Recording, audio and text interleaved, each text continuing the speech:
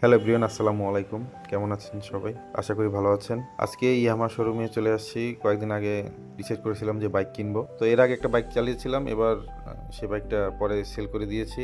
এবার চেয়েছি যে একটা ইয়ামাহা বাইক চালাই। অনেক বাইকই রিভিউ দেখেছি, কিন্তু আমার কাছে কেমন জানি এফজেড ভার্সন 2টা বেশি ভালো লাগছে।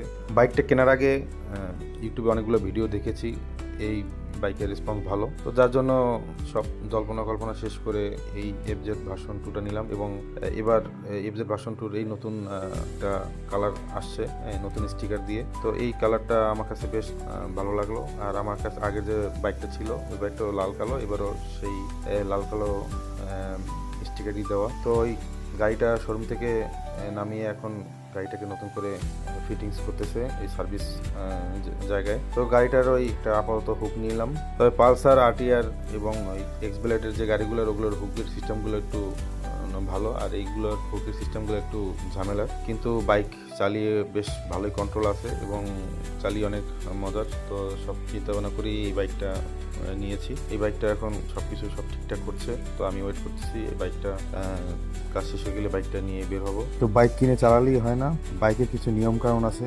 প্রাথমিক পর্যায়ে বাইক কিনে প্রথমে ব্রেকিং পিরিয়ড এটা মানা খুবই জরুরি, তাহলে ইঞ্জিনের উপর প্রেশার পড়ে না। তো তারা এই শোরুম থেকেই বলে দেয় যে আপনি ব্রেকিং পিরিয়ড এটা মেনটেন করবেন, গাড়ি 45 থেকে 50-এর ভিতরে যেন চালাই। তো সেভাবেই এখন আমি চেষ্টা করব ব্রেকিং পিরিয়ড মানার জন্য।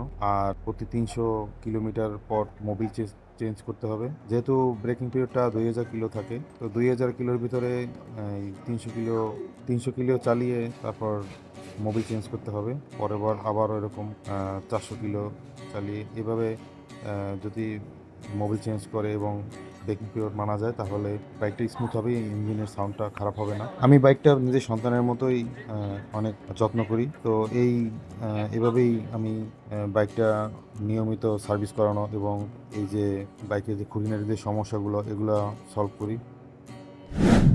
তো বাইক বাসায় নিয়ে আসছি।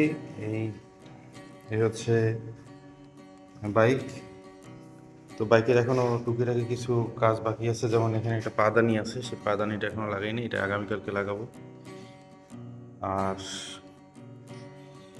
এখানে যে লাইটটা আছে সেই লাইটটা আছে টেল লাইট আর কি, হ্যালোজিন, এটাকে এলইডি লাগাবো।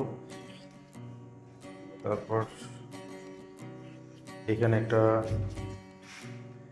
গার্ডের মতো আছে সেটা লাগাবো, ইঞ্জিন গার্ড আছে সেটাও লাগাবো।